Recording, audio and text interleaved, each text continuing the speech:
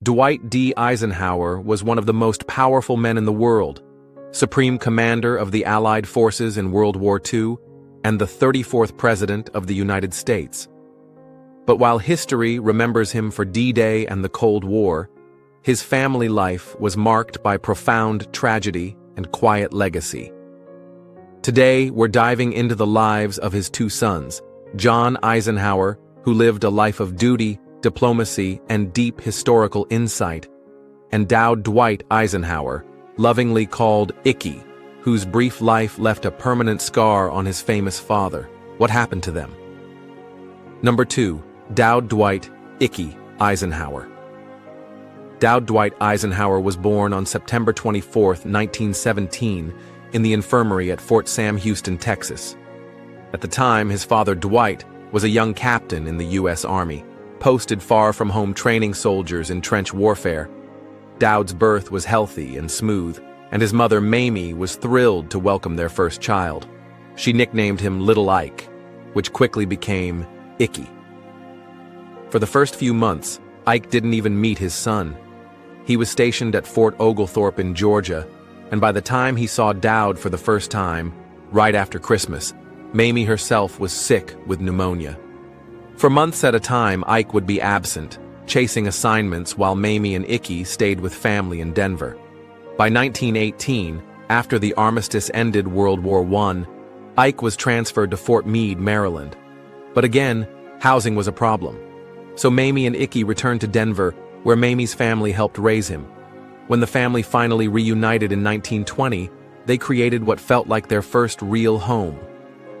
Ike had been allocated an old wartime barracks at Fort Meade.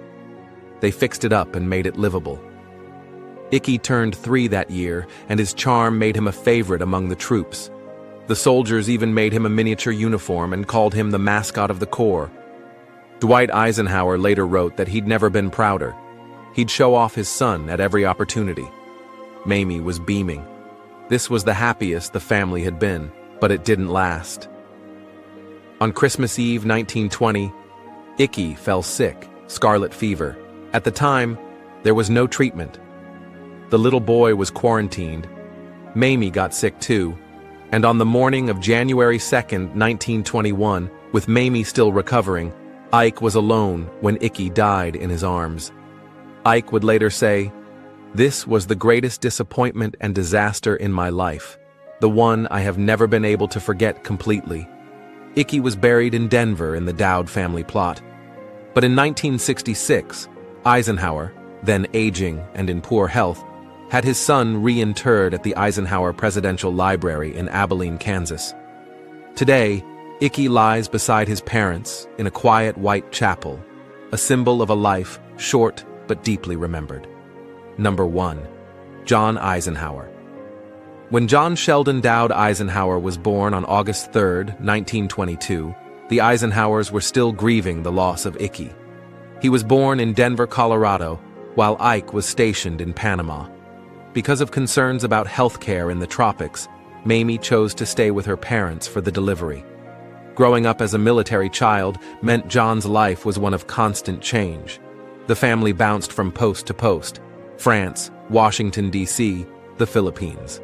When Ike was deployed to the Philippines, Mamie and John stayed behind so he could finish 8th grade in the U.S. Eventually, they joined Ike overseas, and John graduated from the Bishop Brent School in Baguio. In 1941, on the edge of global war, John entered West Point. He and his classmates trained knowing full well that they'd graduate into battle. They were the class of 1944, but due to the urgency of World War II, their graduation was moved up to June 6, 1944, the same day as D-Day. While his father was leading the largest amphibious invasion in history, John was receiving his officer's commission. John wanted to lead an infantry platoon. He wanted to serve like every other soldier. But it wasn't that simple. What if Ike's only living son was killed? Or worse, captured? Those fears kept John off the front lines.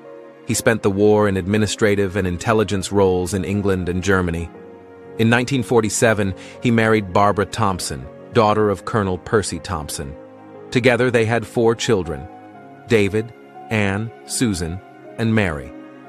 Yes, that David. The one who would eventually marry Julie Nixon, the daughter of Richard Nixon. After World War II, John earned a master's degree in English literature from Columbia University and returned to West Point to teach. But duty called again. During the Korean War, he returned to active combat, this time as a frontline officer. Meanwhile, his father was campaigning for president. The timing? Awkward. John wrote years later that during this time, he and Ike had a serious conversation. If John was captured, he couldn't allow himself to be used as leverage. He was to take his own life. That's how serious the stakes were. John stayed in the Army through the 1950s. During the Eisenhower presidency, he worked behind the scenes, as Assistant Staff Secretary on the General Staff, and as a special assistant to Ike's closest aide, General Andrew Goodpaster. In 1958, John bought property near the Eisenhower farm in Gettysburg so his kids could be near their grandparents.